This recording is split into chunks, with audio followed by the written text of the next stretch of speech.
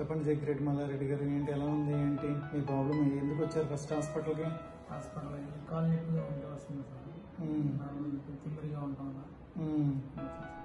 ఏమైంది ఇప్పుడు? అప్పుడు ఏమని చెప్పారు?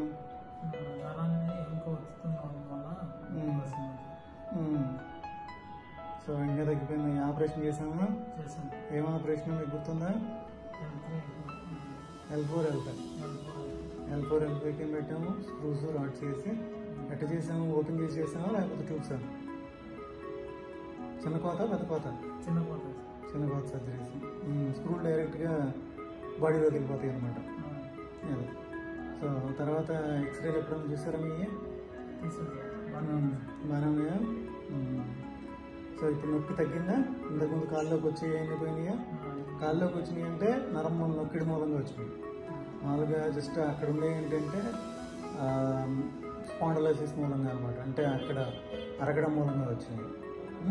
మీది ఇరిగిన ఎముకకి ఒకదాని మీద ఒకటి వెళ్తుంటే దానికి మళ్ళీ స్క్రూస్ వేస్తే మామూలు అయిపోయింది.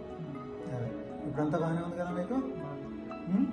గట్టిగా ఉందా లేకపోతే యావరేజ్గా ఉందా?